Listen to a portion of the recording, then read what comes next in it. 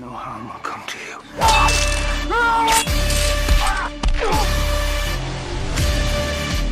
We must go!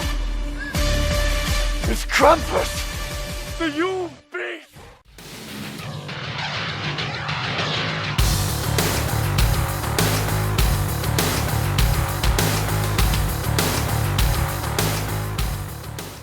We are talking about Pagan Warrior, which was originally known as Vikings versus Krampus. This one is directed by Louisa Warren, who also has a role in this movie, and I think co-directed by Nick Minaj. Yes, I had to double take on that name. It's also written by Sharon Holiday and stars Peter Cosgrove, Sheila Alvarez, Sarah T. Cohen, and Tara McGowan. So this is probably best described by its original title, really, Vikings versus Krampus. And it's the year's most surprising genre-mashing movie, that much is sure. A historical fantasy creature feature revenge flick, to best describe it.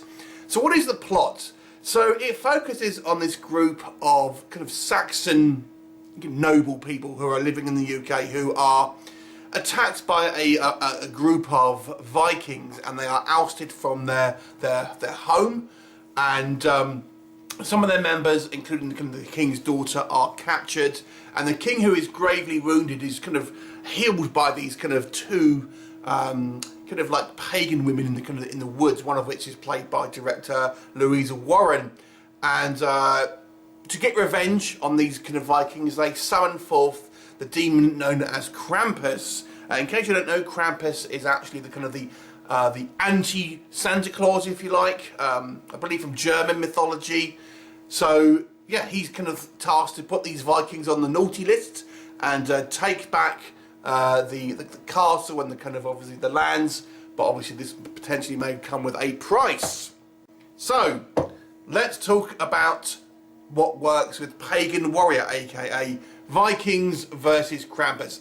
First of all, this is a very low budget movie, so obviously you have to kind of judge it on that kind of level of film. It's not going to compete with your Lord of the Rings, your Game of Thrones, that sort of thing. But I've got to say, I was immediately blown away by the impressive depiction of a monstrous Krampus.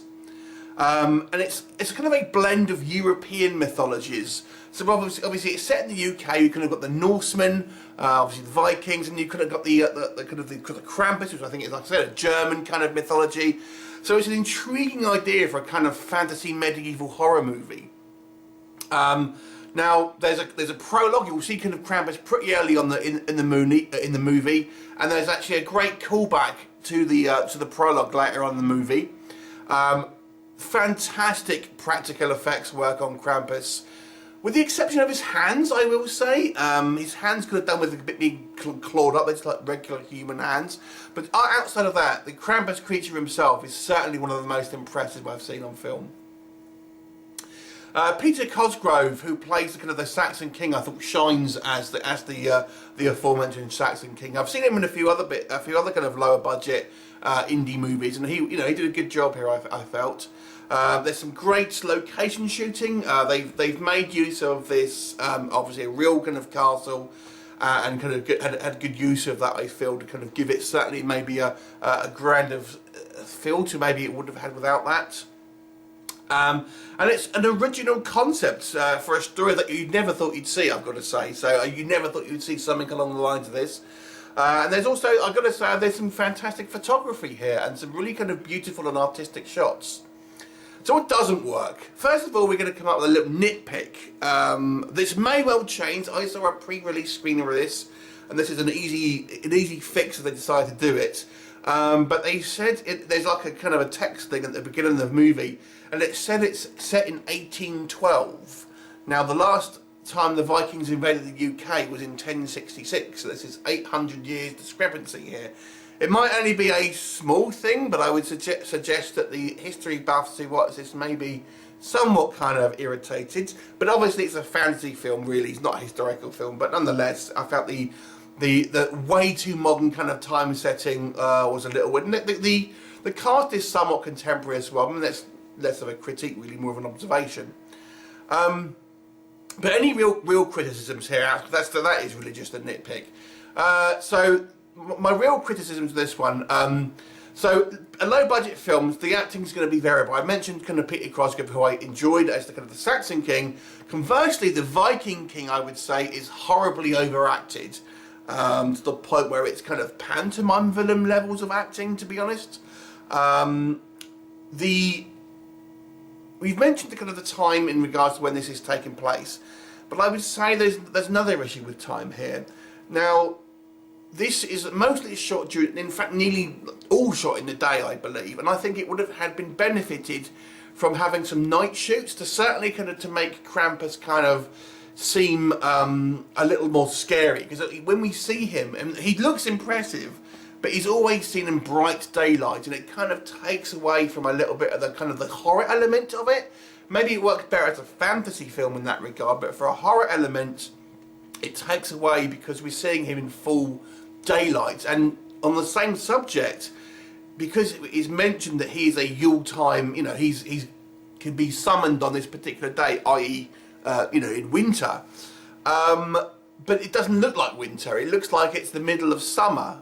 Trust me, from someone who lives in the UK, we don't get many of them. It's summer days, and this one is a bright, sunny day. And I felt it's because it is kind of set in the winter. Clearly, it would have benefited from making it at least darker. But you know, yeah, it could have done with a bit more of a wintry setting. I felt that would have kind of again set the mood a little better, along with maybe having a bit more of the kind of the night shoots. As I previously mentioned, there's a very low budget movie, so if you're not interested in kind of things which obviously are kind of a low budget, then this may not be for you. For example, one thing you will notice when we have the kind of the Vikings invade the kind of the Saxon Castle, there's about 5 or 6 of them, and there's about 5 or 6 kind of Saxons, so there's not a lot of kind of extras here, so there's obviously the cast is kind of very kind of small. And I feel possibly the kind of the maybe the biggest gripe that maybe people will have with this film is you don't really, outside of the kind of the prologue, we don't really kind of see Krampus until kind of like an hour into the movie, or nearly an hour into the kind of the movie. And although it's very impressive when he kind of does show up, and I actually really like the depiction of him there, the story before that feels like a little bit of padding, and maybe it just goes for a little long, that period of time, if you ask me. Yeah, we're kind of waiting for this kind of like this thing to happen, and it kind of, yeah, you've got nearly an hour before it actually does, and I don't know if the kind of dramatic scenes that kind of work quite as well for this kind of period of time, and so the pacing is a little bit slow, I feel, in maybe the first kind of 2 acts of this movie. But overall, I really appreciate films when they are trying something new, and I do like a kind of a genre splicing movie. And you know, it's something you haven't seen before, or very rarely have seen before. So I always appreciate filmmakers who take a risk and kind of maybe try and do something a little bit out of the box. I feel maybe this one was possibly a little bit ambitious in regards to some of the kind of the ideas that it has here, for obviously the budget that it's got. But I can't fault certainly filmmakers from having ambition. But there is some interesting elements here, and I've got to say, like I said, the Krampus creature here is really, really impressive. And there's been lots of kind of, after that kind of 2015 horror movie that came out, we saw a slew of kind of low-budget Krampus movies.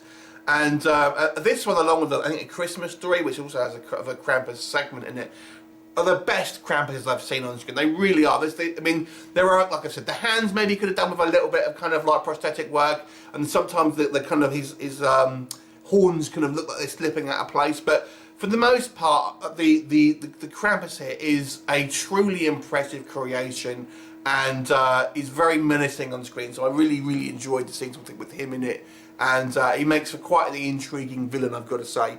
So there you go. I'm going to give this one a 5 out of 10. I think it's certainly worth a watch if you are a fan of kind of like lower budget movies, and certainly something if you like kind of like maybe a fantasy film as well. That kind of like mixing of the two genres. You know, and I enjoy a kind of a low budget B movie, fantasy flick, and horror flick. So this is kind of something that tickled me to a certain degree. So have you seen it, or are you going to see it? Please leave me a comment, and I shall look forward to seeing you next time.